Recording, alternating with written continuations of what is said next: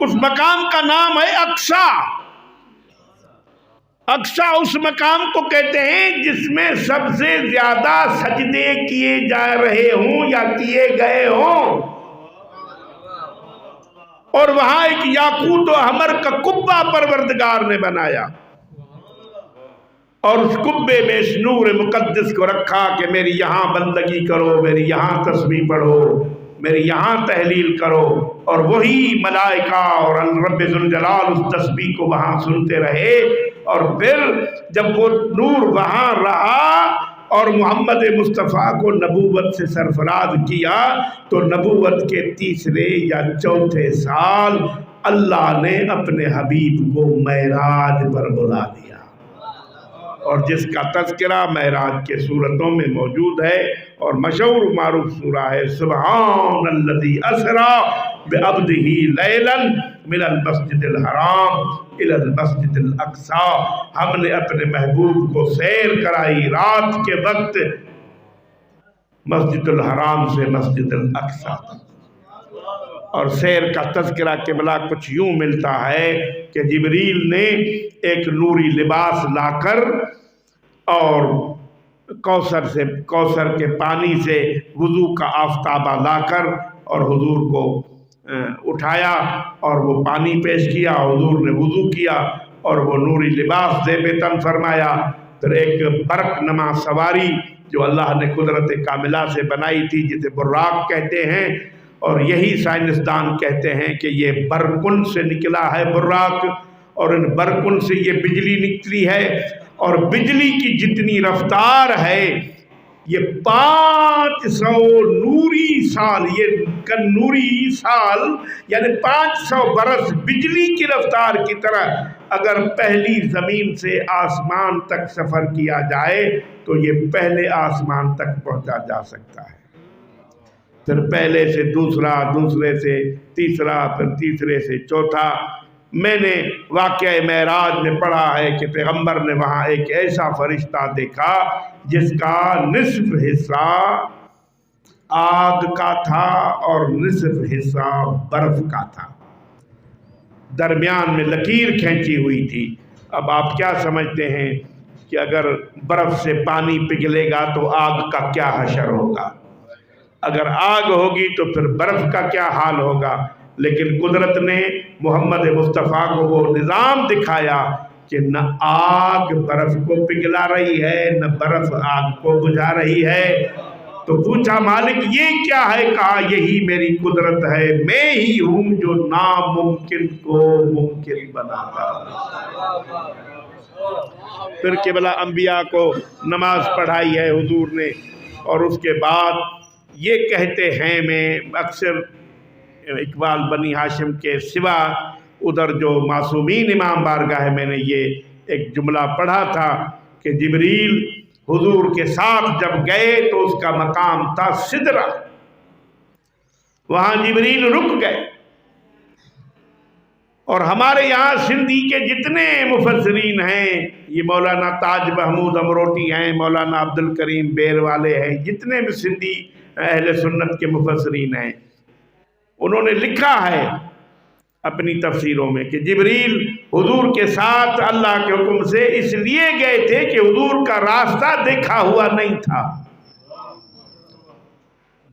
تو جس کا راستہ دیکھا ہوا نہیں تھا وہ تو سدرہ پر رک گیا، اب راستہ دیکھا ہی نہیں ہوا تھا تو رسول اوپر کیسے چلے گئے؟ دکھانے کا تو سبب ہی نہیں ہے، یہ یہاں کھڑا ہو گیا اور کہا چلو، کہا لو دنوت عن ملت اللہ ترکت، 1 انچ بھی آگے بڑھوں گا تو جل کے راکھ ہو جاؤں گا۔ یہ ہمیں اور آپ کو سمجھانے کے لیے ایک مثال قدرت نے قائم کی ہے کہ سید الملائکہ ہو کر، نور کی نورانی مخلوق ہو کر بھی اپنی منزل سے اگر 1 انچ بھی بڑھتا ہے تو وہ بھی جل کر راکھ ہو جاتا ہے، تو کسی بشر میں کیا طاقت ہے کہ حضور کے آگے کھڑے ہو کر اسے درود پڑھیے گا بآواز بلند محمد و آل محمد۔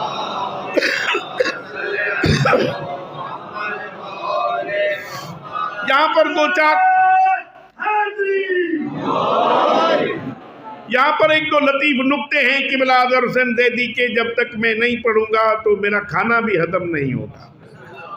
وہ پڑھا کرتے تھے زیدی صاحب، جو لوگ کہتے ہیں کہ جبریل حضور کے ساتھ اس لیے گئے تھے کہ رسول کو راستہ دکھانے گئے تھے، وہ تو راستے میں رک گئے۔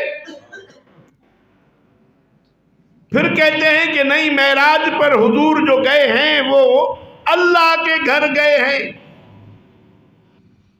زیدی صاحب قبلہ فرمایا کرتے تھے، میں کہتا ہوں کہ معراج کی شب اللہ کے رسول اللہ کے گھر نہیں اپنے گھر گئے ہیں۔ لطیف سا نکتہ ہے، اگر آپ نے غور کیا بھی، سنا بھی ہوا ہوگا، میں نے ہی پڑھا ہوگا۔ زیدی صاحب کے نکات کسی کے پاس ہیں نہیں۔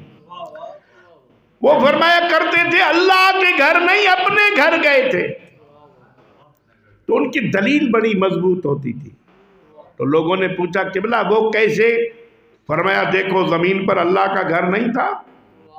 تو سب نے کہا تھا۔ کیا زمین پر رسول کا اپنا گھر نہیں تھا؟ سب نے کہا تھا۔ پھر مجھے یہ بتاؤ، رسول اپنے گھر جب بھی گئے جوتیاں پہن کر گئے یا اتار کر گئے؟ تو سب نے کہا اپنے گھر تو جوتیاں پہن کر جاتے تھے۔ پھر یہ بتاؤ کہ اللہ کے گھر میں جاتے تھے تو اتار کر جاتے تھے یا پہن کر جاتے تھے؟ تو کہا اللہ کے گھر میں اتار کر جاتے تھے۔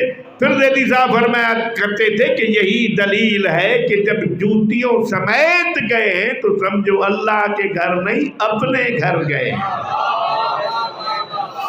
اور یہاں پر ایک دو اور بھی بہت بڑی لطیف دلیلیں ہیں۔ حدیث ہے بہار الانوار کی کہ رسول نے چاہا کہ میں جوتیاں اتاروں، کیونکہ طور پا موسیٰ سے اتاروائی گئی تھی، تو اتارنے کا ارادہ ہی تھا حضور کا، تو اوپر سے آواز آئی اذن منی یا رسول اللہ لیتشرف اللہ نشب غبار نعلیک، میرے حبیب تیری جوتی کے تلوے کو مکے کی دھول لگی ہوئی ہے، اور تو موسیٰ نہیں ہے، میرا محبوب ہے، تو جوتیوں سمیت عرش پر آ اور عرش پر اپنے قدم گھما، تیری جوتیوں کے تلوے کی دھول کی وجہ سے میرے عرش کو عزت مل جائے گی۔ اب یہ فیصلہ آپ نے کرنا ہے کہ عرش عظیم جب عزت اس کی جوتی کے تلوے کے دھول سے پا لیتا ہے تو یہ بد شکل ملا کون ہوتا ہے جو کہتا ہے محمد ہم جیسا ہے؟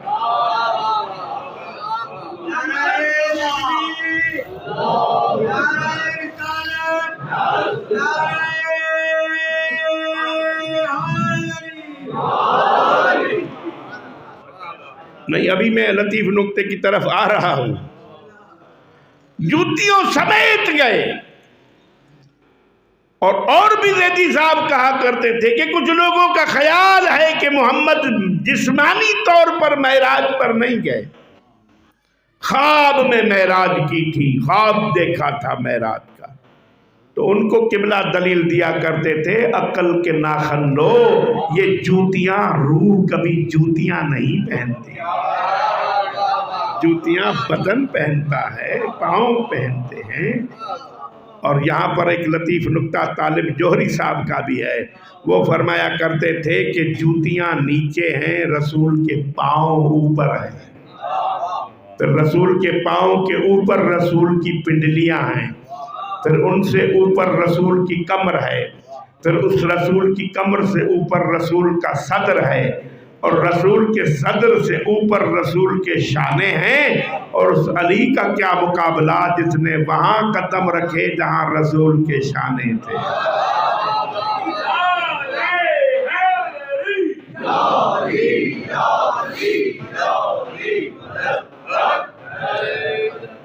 تو حضور چلے گئے۔ وہاں پر ایک لطیف نکتہ اور بھی ہے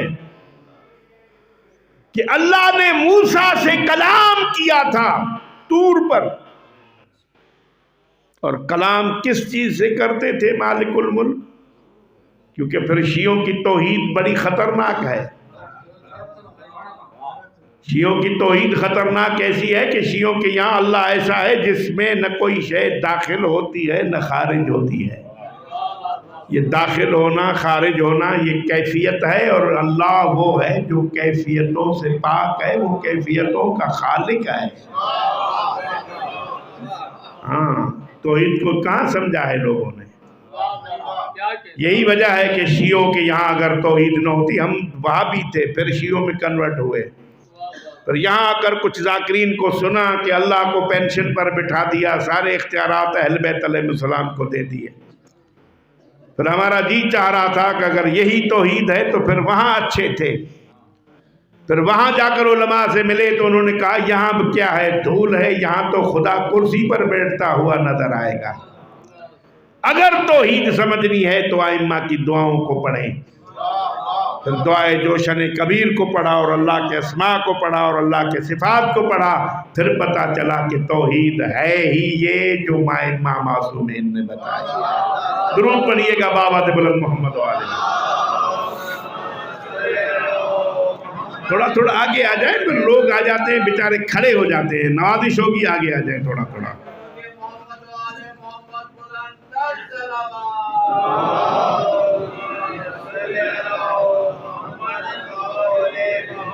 حضرت موسیٰ سے طور پر باتیں کرتے تھے اللہ، پھر اس بات پر بات کھلی کہ اللہ سے نہ کوئی چیز خارج ہوتی ہے نہ داخل ہوتی ہے، پھر باتیں کیسی؟ تو کہا اللہ کلام کو خلق فرماتے تھے طور پہ جو موسیٰ کو جواب آتا تھا، تو کس سے کلام خلق کرتے تھے؟ کہا وہاں درخت ہوتے تھے، درختوں سے کلام آتا تھا۔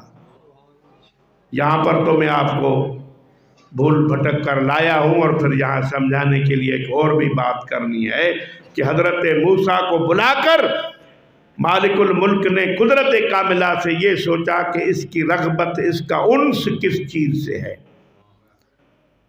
تو دیکھا کہ موسیٰ سارا دن جب اپنی بکریوں کو چراتا ہے تو یہ درختوں سے پتے اتارتا ہے اور درختوں سے رغبت رکھتا ہے اور درختوں سے انس رکھتا ہے، تو اللہ نے اس انس کو دیکھ کر درختوں سے کلام کیا جو موسیٰ نے سمجھا یہ اللہ کا کلام ہے۔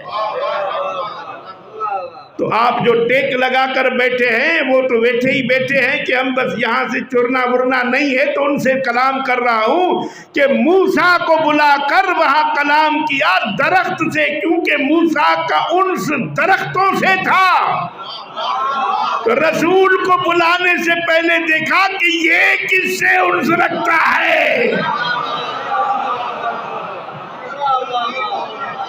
اور پھر وہاں بلا کر وہی باتیں کی۔ اب یہ لطیف نکتہ ہے علامہ زیدی صاحب کا، وہ فرمایا کرتے تھے اللہ نے کہا میں نے بلا تو لیا ہے لیکن میں ہوں اللہ، یہ ہے بندہ، اگر اللہ بن کے بولوں گا ممکن ہے یہ برداشت نہ کر سکے، پھر وہاں بھی ایسے بولے جیسا چھوٹا بھائی بولتا ہے۔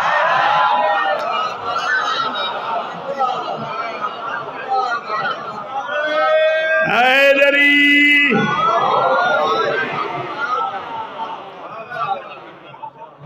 چلے گئے حضور ان تمام راستوں کو نور کو چھوڑ کر، پھر انوار ہیں، پھر حجابات ہیں، پھر عالمین ہیں، 18,000 عالم، عالم لاہوت، عالم ناسوت، عالم ماہوت، ان عالموں کو چھوڑ کر جب رسول عربی ایک منزل پر پہنچے ہیں تو ایک سبز رنگ کا قبہ دیکھا جو یاقوت و احمر کا تھا، اور اس میں ایک نور سے تسبیح پروردگار کی آواز آ رہی تھی، تو پوچھا مالک الملک سے میرے خالق میرے مالک یہ نور مجھ سے پہلے؟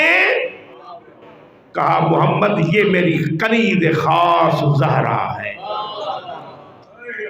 تمہارے انوار مقدسات کو میں نے انبیاء کے ارحام و انسلاب میں رکھا، لیکن اس نور کو میں نے یہیں رکھا، یہیں تسبیح کر رہی ہے، یہاں ہی میرا ذکر کر رہی ہے، پروردگارہ اس کے سر پر ایک تاج ہے، مالک نے فرمایا یہ میرا محبوب محمد مصطفیٰ ہے، اس کے گلے میں ایک گلو بند ہے، سرکار نے پروردگار نے قدرت کاملہ سے فرمایا یہ اس کا وارث امیر المومنین ہے، اس کے کانوں میں گوشوارے ہیں، فرمایا یہ مرج البحرین کے موتی ہیں۔ اب اس نور کو کہاں دیکھا؟ اقصا میں دیکھا۔ اقصا اسے کہتے ہیں جہاں زیادہ سے زیادہ سجدے ہوں۔ تو اب اللہ تبارک و تعالیٰ نے یہ منظر دکھا کے کہا لِنُرِيَهُ مِنْ آیاتنا، خاص بلایا ہے اس آیت کو دیکھ لینا۔ جب واپس آئے تو جنت کی سیر کرتے ہوئے آئے۔ میں نے بہار میں پڑھا ہے کہ جنت میں جتنے درخت تھے، گل تھے، کیا کیا تھا، ان کی خوشبو حضور کے جسم سے کم تھی۔ لیکن ایک سیف بہشتی کو دیکھا، سیب بہشتی کو، جس میں ایک سیب ایسا تھا جس ایک سیب کی خوشبو جنت کی تمام خوشبوؤں کو مات کر رہی تھی۔ یہاں یہ سوچ کر حضور کا دل چاہا کہ اگر یہ سیب میں کھا لوں تو کتنا اچھا ہوگا۔ مالک الملک نے کہا تو چلا جا، تو پہلے زمین پر گیا، قرآن میں نے بعد میں بھیجا۔ جہاں تو گیا تیری رفتوں کو میں نے وہاں بلند کیا، تو جا، یہ سیب تیرے پیچھے آ جائے۔ جہاں تک میرا مطالعہ ہے 40 دن تک معراج کے بعد، آپ نے پڑھا ہے جو زیارات پر جاتے ہیں، حج و عمرہ پر زیارات پر، حدیثوں میں ہے کہ جو مومن زیارت پر جاتا ہے 40 دن تک اس کی دعائیں قبول ہوتی ہیں۔ تو جو معراج پہ گئے اور تھا بھی معصوم، جو عالمین کا نبی تھا، تو ان کی معرفت کتنی بڑی ہوگی۔ تو پھر اللہ نے کہا کہ 40 دنوں کے لیے تنہائی اختیار کر لے، اور خدیجہ کبریٰ کو فرمایا کہ مالک الملک کے حکم سے میں ذرا تنہائی کو جا رہا ہوں، اور چلے گئے تنہائی میں۔ یہاں خدیجہ الکبریٰ تنہا ہیں، وہاں حضور تنہا ہیں، نمازیں بھی پڑھ رہے ہیں، روزے بھی رکھ رہے ہیں۔ یہ 40 دنوں سے کیا اللہ کو رغبت تھی کہ موسیٰ کو بھی 40 دن معرفت کے لیے بلایا، حضور کو بھی 40 دن کے لیے علیحدہ رکھا۔ پھر 40 دن کے بعد جب حضور کو گھر بھیجا اپنے خدیجہ الکبریٰ کے، تو بی بی بھی روزے سے تھی، حضور بھی روزے سے تھے۔ نماز پڑھی ہے مغرب کی، روزہ کھولنے کے لیے بیٹھے ہیں، تو جبریل ایک جنت کا تشت لائے ہیں جو جنت کے رومال سے ڈھکا ہوا تھا، اور اس تشت کے اندر وہی سیب بہشتی تھا جس کو رسول نے دیکھا تھا۔ اور جب کھولا تو دیکھا وہی ہے۔ اب حضور نے چاہا کہ تناول فرماؤں، پھر جنت سے ایک نوکدار یاقوت جبریل لایا ہے، دنیا کے کانٹے چھری سے اس سیب کو کسی نے کاٹا نہیں ہے۔ جنت سے یاقوت آیا ہے جس کے ہاتھ سے پیغمبر اسلام نے اس سیب بہشتی کو کاٹا ہے اور اس کو تناول فرمایا ہے۔ اسی سیب بہشتی میں جناب سیدہ کا نور رکھا ہوا۔ نبوت کے 5ویں سال کوثر کی تفسیر جناب سیدہ صلوات اللہ علیہا